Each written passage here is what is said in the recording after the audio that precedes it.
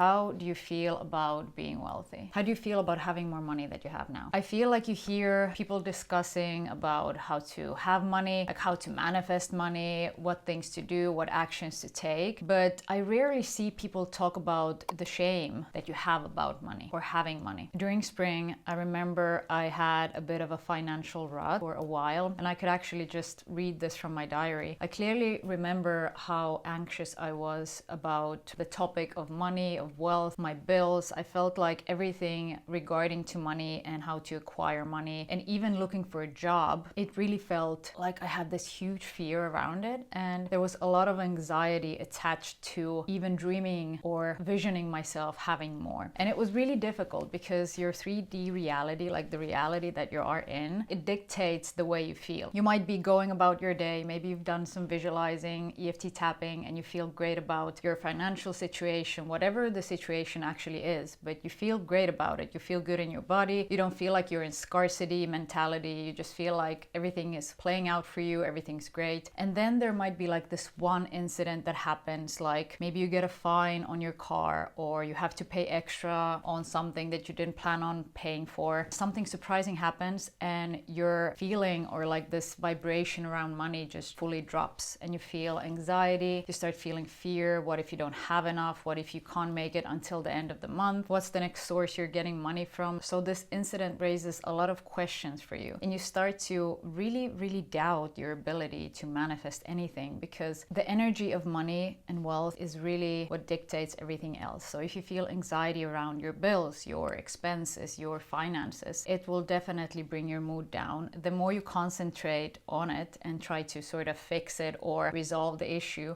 the more your head is around the issue, and the more you're feeding your brain, your mind, these questions about not having enough. So it's always going to be like the same rut that you're going through over and over again. And you might even have a good period of manifesting money, manifesting more jobs, shifts, maybe some extra income from your side hustles or people you know. Whatever it is, it's really small, but it might elevate you for a bit. But because you haven't truly resolved and worked on the underlying beliefs or your subconscious beliefs around money, this situation will happen over and over again. So it will go in seasons. So you will always have this period of feeling high anxiety, really lack mentality. Then you're maybe able to resolve it for a bit and then moving on. So the pattern will always stay the same. I started to really pay attention to this because I've been researching manifestation and Neville Goddard visualization techniques and reading Joe Dispenza books, and I've been immersing myself in this, and I've been able to manifest a lot of things that I wanted. Like most of my dreams have come true. The solo exhibition space, I had 1 year grant. I was able to manifest myself into acquiring a master's degree in arts, able to manifest collaborations, my spouse, my friends. There's a lot of things that I've been manifesting, but one thing that always stayed the same, and I would say something that was very unresolved, getting to the point of being okay with receiving more, not having shame around receiving more, and being able to take the right sort of aligned action towards receiving more. It really requires more steps because, for example, for myself, I've had a lot of money blockages from early age. Like my mother always told me, you have to work for money. You're lucky to have a job. Don't be spending too much. Don't be enjoying it. Like don't be splurging it, and just keep the money to yourself because it's scarce and you have to work hard to attain any of it. And this has been my mindset all my childhood growing up. It's been quite exhausting also because, like I just mentioned about the pattern, I've been having the same pattern my whole life. But I would say that these underlying beliefs that I had about money and being wealthy has always been something that was not attainable to myself or my family, because it's been in our family. Like this whole discussion has been always very prominent, and the way people in my family speak about money is literally still the same. So you have to work hard. If you don't work or you get sick, you're going to lose money. You're not going to make enough. You're always fearful of losing money or having too many expenses or having to cover expenses. There's always this stressful energy around money, like fear of losing it, fear of not having enough of it, and also fear of like losing your job, getting sick. How will you then cover your expenses. So there's always this energy around money. And once you actually stop and look at your environment and look at the people that you discuss your money problems with, or even like any thoughts about money, this is super crucial. I feel like, because for example, a lot of people that I know personally, friends of mine, people who I've studied with, or maybe other artists, even the people I know from my old 9 to 5 are making quite good money. There's still like this, I would say, almost like universal energy around everything being super expensive. There's not enough money. How can you cover your expenses? Like there is this certain energy that everybody is carrying, not only people who are without jobs or people who don't actually have enough, but I feel like it's this universal language at this time. And I really started to take notice about how people in my life were speaking about money. The people that I know who are also artists, they've always sort of had this mentality of there's never enough jobs, maybe they haven't received any grants, how can they continue? Should they start a 9 to 5, like a full-time job on the side of their artistic practice? There's always been this questioning and sort of narrative that goes around artist practice and just being an artist and trying to sort of struggle. So this term struggling artist, it's been there forever. And I feel like some people, or most of the artists that I know, are sort of conforming to the term because it's something that is widely known, and it's almost like you don't notice that your mind is taking this role of that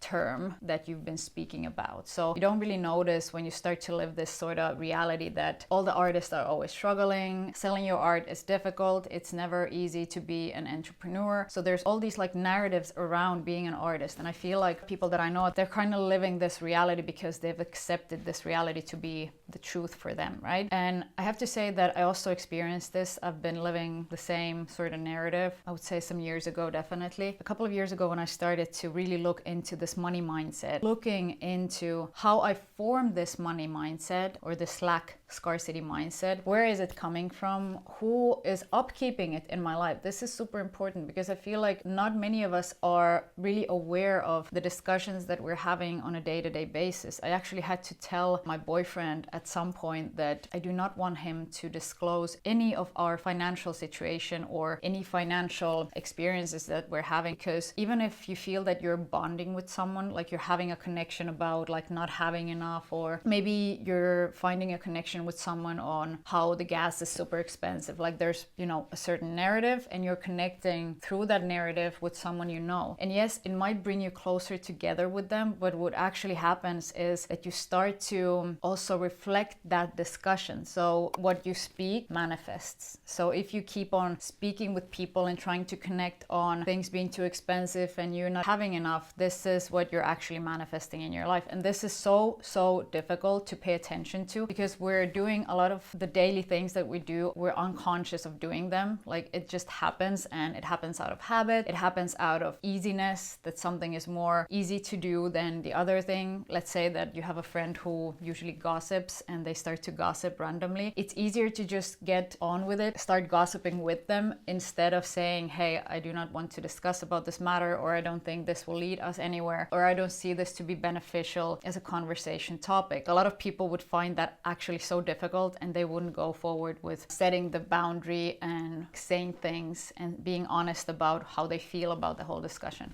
The other thing that I think is super important is shame about having money. So once you've maybe changed your mindset a bit, maybe you're receiving more from your job, maybe you had a promotion, maybe you were able to manifest a grant. So there's clearly extra income that you're receiving at the moment, and you start to feel shame about having enough, being able to pay your bills on time, having still money on your account after that, being able to enjoy your life. This is super important because your manifestations are coming into fruition once you enjoy your life. But because we have a lot of stressors in our life, we don't really give ourselves the permission to enjoy life. And this raises shame around spending and around enjoying your money, enjoying the finances that you have and receive. What happens after this is your mind might easily just stop splurging, stop stop spending on anything, like not even on good things or the things like necessities that you enjoy, what happens is that your mind sort of shuts down the spending. So this means that you don't even spend on the things that you need, because you sort of go on the other extreme end where you're just like, no, now that I have money, now that everything is covered, I'm safe, I want to keep it this way, so I stop spending. So what happens is, once you don't put the energy out of enjoying life through your finances, through the income that you have, through the money that you've received, you stop the energy flow of money. So firstly, you're not enjoying life because you're really being so scarce on anything like what you're spending your money on. But on top of it, you don't put money in motion. So you don't really recycle the money. So you don't put it out there to receive more, because we are energetic beings. What we do comes back to us. So if we're not joyful about our spending or our money, abundant living, whether it's like going out for dinner with friends or maybe buying something nice for yourself, if you're not doing these things, you're really blocking the money flow. And I've been watching some YouTube videos. I've tried to look for clear videos on how to rewire your mind around the shame that you have about money, because I feel like there's a lot of videos on how to manifest money, but what if you have these blockages and you're not able to manifest the money? That's the question. Like, that's actually what I feel is the biggest question that you need to answer first and foremost before you start visualizing any wealth for yourself. Because if you have blockages, you might be having opportunities to manifest wealth, but what actually happens is you start to block it with your own actions because your subconscious doesn't believe it's possible. The way I was able to slowly, and I have to underline the word slowly because the changes came very slowly, and this was because I didn't really understand that this was something I needed to do. So instead of doing it consistently and understanding that if I just start EFT tapping now or journaling now and keep on with it like for months on end before I really see the change, I always did some here,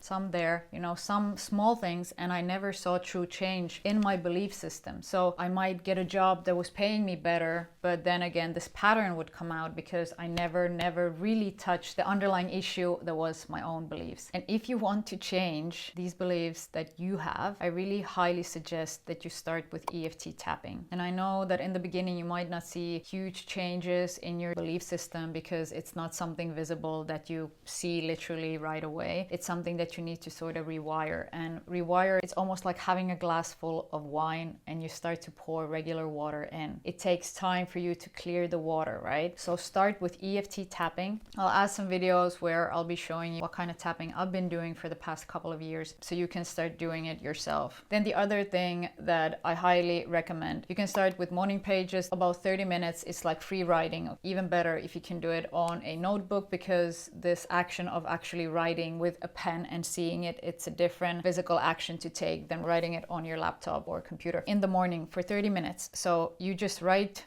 everything that comes to your mind. And even if you can specifically, if you have, let's say, because we're talking about the topic of money and finances, write down everything you have in your mind about your money situation. So everything. If you have a lack mentality, or you have maybe fears around money, or maybe you're just like thinking about that bill that you're not able to pay during that day, or maybe there's like expenses coming and you couldn't get more shifts from work to cover these expenses. Whatever you have, just write it all down and do this every morning if you can, first thing in the morning, because before you get influenced by the news, social media, or your partner, shut down everything so you won't be hearing about anything and just write. Don't stop, don't think about the writing, just write what comes to your mind and get it all out. Then you should be visualizing at least once a day. Even better if you can do it twice a day, morning and evening. But the most important thing is that you do it even once a day. Try to do it for at least 10 to 20 minutes. The longer the better. Obviously, if you're doing it twice a day, you can keep it like 10 minutes in the morning, 10 minutes in the evening, just before you go to bed. Nobody's going to be bothering you. The lights are out. Just put on your headphones, put on a frequency subliminal, and visualize throughout that 10 minutes. Put on a timer and you're done. And keep on doing this for at least, I would say, 30 days. Even better if you can do this for 60 days. And you can really see some changes, because remember that it takes about like 18 days to acquire a habit and 30 days or even more to actually stick to a habit. So once you start doing something, be aware that you will not see immediate results, but just like get it out of your system, get it out of yourself, that you just make this promise to yourself and you keep this promise to yourself, because this will also change the way you see yourself. So you can start trusting and believing that the plans that you have for yourself to really clearing out these blockages, you start to believe and trust that you will deliver these things for yourself, that you can start to have belief about your own actions and really get like this,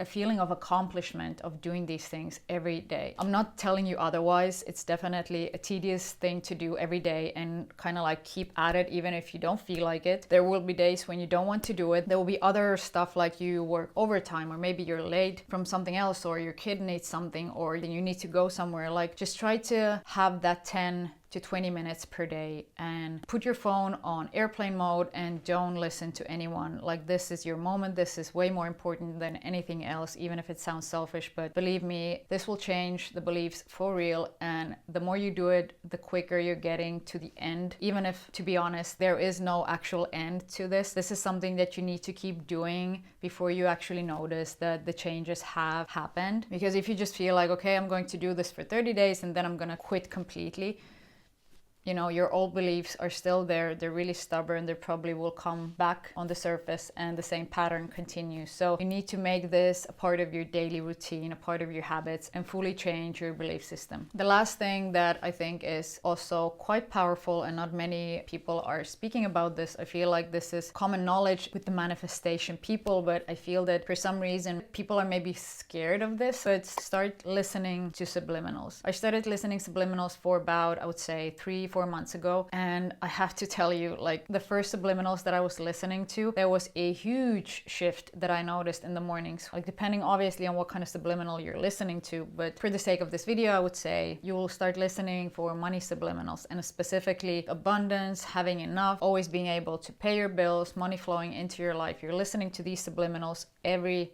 day for 8 hours, right? Think about how receptive your mind is when it's in theta state when you are sleeping. It's so receptive to anything that you feed it. So why not feed something positive? The changes that I saw were I started waking up so refreshed with so much energy. I had motivation for the day. I was accomplishing all my goals each and every day. I had this detached relationship with money and my finances, and it really tackled the underlying issues that I had, like the blockages that I had. Maybe it's not always possible for you to listen 8 hours of subliminals per day. Maybe you're sleeping with another person in your room and it's bothering them. So try to listen to it when you go throughout your day. Like you're driving, put on subliminals, or you're in the store choosing what to eat today, put on subliminals. So try to listen to them whenever you can and as much as you can. I'm telling you, like these 4 things are a game changer, but you need to start really doing these things, and not only visualizing on Monday and doing EFT tapping on Sunday, but to do these every single day in order to see the change. Because again, if you're not going to change your beliefs, who is going to do that? Your scarcity mindset stops here. Just stop being in lack mentality and just rewire your thoughts that you have around money. You'll see such huge differences in your reality that you won't believe it yourself. I would love to hear what you've experienced after starting these. Let me know if you have other things that you do to be able to rewire these blockages, because I want to try them myself. This was this week's video, and I'll be seeing you next week.